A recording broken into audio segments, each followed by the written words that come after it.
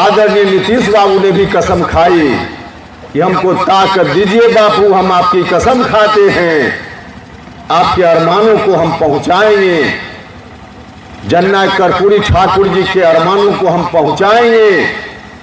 नीतीश जी ने भी कसम खाने का काम किया।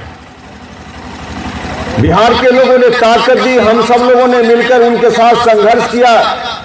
संघर्ष कोई साल 2 साल नहीं, 10-12 वर्षों तक संघर्ष हुआ। और तब बिहार भर के लोगों ने फिर से नीतीश जी के ऊपर भरोसा जताया और नीतीश जी को ताकत मिली, बापू का आशीर्वाद मिला, जननायक कर्पूरी ठाकुर जी जैसे अन्य महापुरुषों का आशीर्वाद मिला, मौका मिला नीतीश कुमार जी को। नीतीश कुमार जी ने शुरुआती दौर में अच्छा काम किया, इसमें कोई शंका नहीं। बिहार विकास के रास्ते पे आगे बढ़ा, बहुत सारे कार्य हुए बिहार में नीतीश जी के शासनकाल में, लेकिन अंत में आकर नीतीश जी भी उसी रास्ते पर चल पड़े जिस रास्ते पर कभी बिहार 2005 के पहले चल पड़ा था। राष्ट्रपिता महात्मा बापू नीतीश जी ने भी कसम खाई थी बिहार भर में घूम घूम कर कि हम 2005 वाली जो स्थिति है उस स्थिति से बिहार को बाहर लाएंगे। बिहार भर में घूम घूम कर यही कहा गया, बिहार भर के लोगों से कहा गया कि हमको ताकत दीजिए, हम बिहार में सुशासन लाएंगे, हम बिहार में जो वर्तमान स्थिति है उससे बिहार को बाहर निकालेंगे। निश्चित रूप से बिहार के लोगों ने ताकत दी तो यह काम हुआ भी, लेकिन अंत में आकर जिस तूफान से खिस्ती को निकाल कर लाने में बिहार के लोगों ने मदद दी, हजारों लाखों कार्यकर्ताओं ने कुर्बानी दी, अंत में आकर नीतीश जी भी उस किस्ती को फिर से उसी तूफान में सौंपने की बात कर रहे हैं। आज उस विरासत को फिर से वहीं पहुंचाने की बात कर रहे हैं जहां से बिहार के लोगों ने छीन कर लाने का काम किया था। हम सब लोगों ने, हमारे साथियों ने विमर्श किया कि अगर यह स्थिति फिर से हो गई, 2005 वाली स्थिति फिर से आ गई, तो हम सब लोगों की कुर्बानी बेकार चली जाएगी।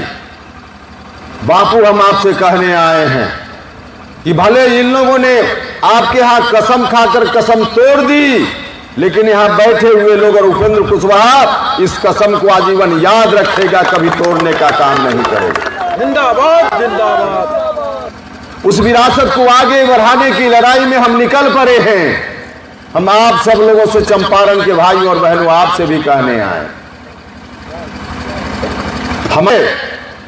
हमारी लड़ाई बापू की विरासत को आगे बढ़ाने की लड़ाई है, जननायक कर्पूरी ठाकुर जी की विरासत को आगे बढ़ाने की लड़ाई। शायद भूल गए कि जिस कुर्सी से जनता के हितों की रक्षा न हो, उस कुर्सी पर रहना उपेंद्र कुशवाहा को कभी पसंद नहीं हुआ।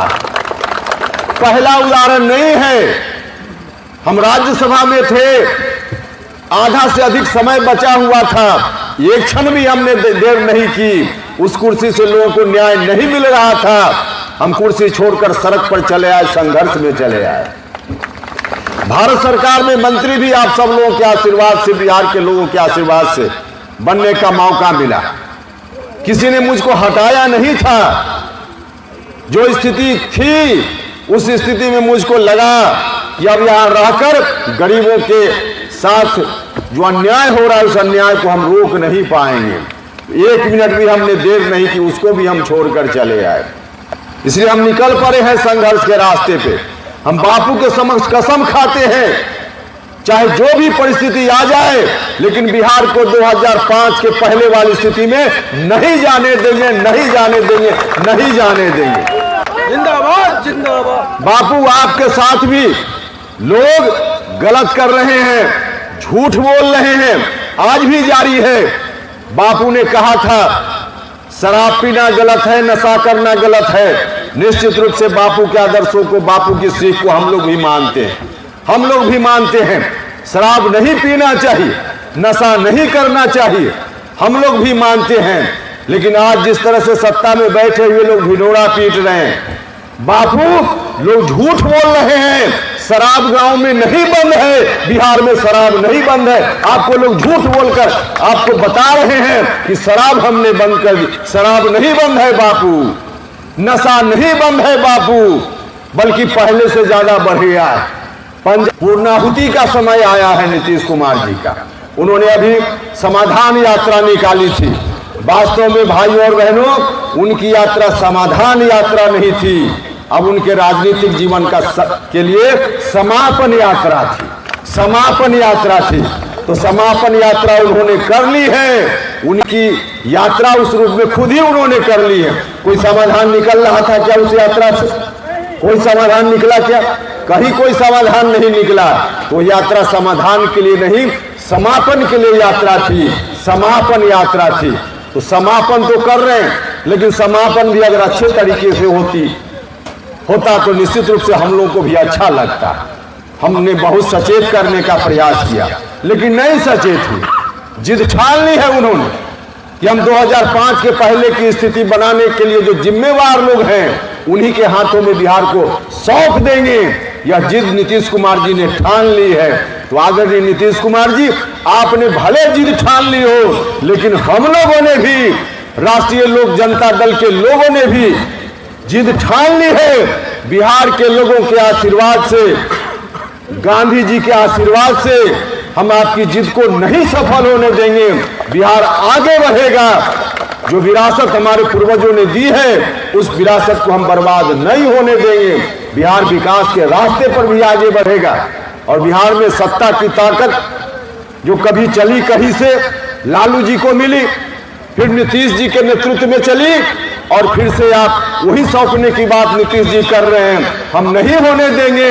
उसमें अति पिछड़ा भाइयों का भी हिस्सा है, उसमें लघु समाज के लोगों का भी हिस्सा है, उसमें दलित महादलित समाज के लोगों का भी हिस्सा है, उसमें बाकी लोगों का भी हिस्सा है। जो सवर्ण जमात के लोग हैं उनकी भी हिस्सेदारी है, जो अल्पसंख्यक समाज के लोग हैं उनकी भी हिस्सेदारी है, सबकी हिस्सेदारी है।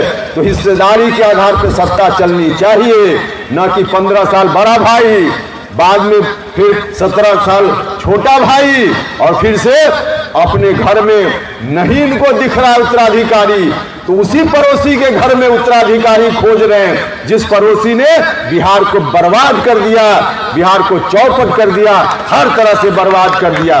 तो यह नहीं होने देंगे।